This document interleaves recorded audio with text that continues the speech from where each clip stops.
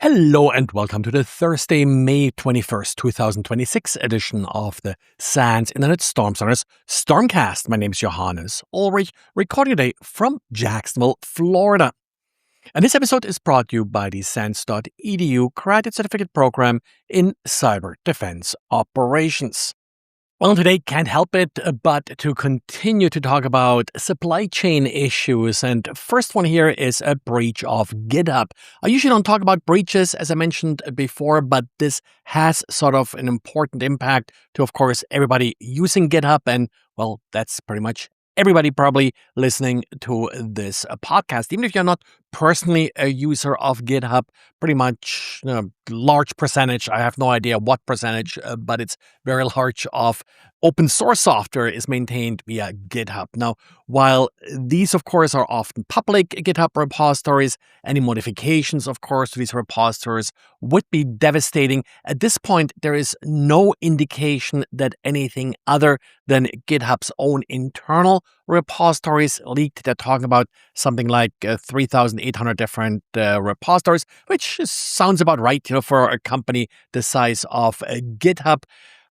Of course, the second question is what leaked with all of those repositories? What kind of secrets? What kind of source code? What kind of, maybe issues talking about bugs and security vulnerabilities have leaked here? GitHub promised more details as the investigation evolves. But at this point, it appears that the root cause was, well, an individual developer using a malicious Visual Studio Code extension.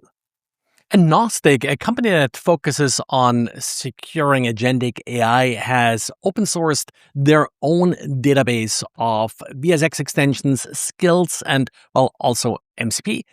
These databases that they're publishing here are essentially scanned with multiple tools in order to figure out how likely a particular Visual Studio Code extension is malicious. So definitely something that you can use. They published an API as well, and the data is free to use. Just don't scrape their page, instead just use their API. And if you don't know how to use an API, well, your AI agent may be able to figure it out for you. And AI tools continue to be used to find vulnerabilities. The latest year's announcement by Nebula Security that they found another vulnerability in NGINX.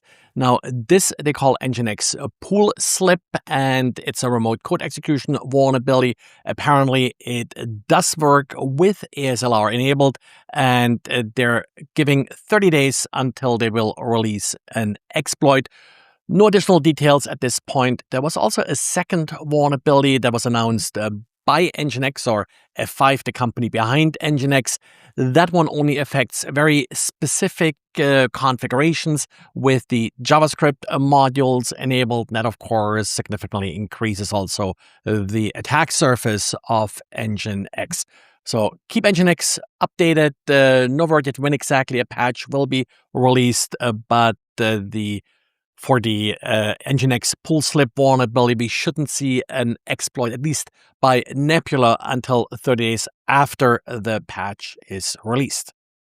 And Microsoft published mitigation for the BitLocker security feature bypass vulnerability, also known as YellowKey. That came out last week and essentially allows anybody to reboot a system that is protected by BitLocker without locking the disk, and with that mounting the disk to an arbitrary boot operating system.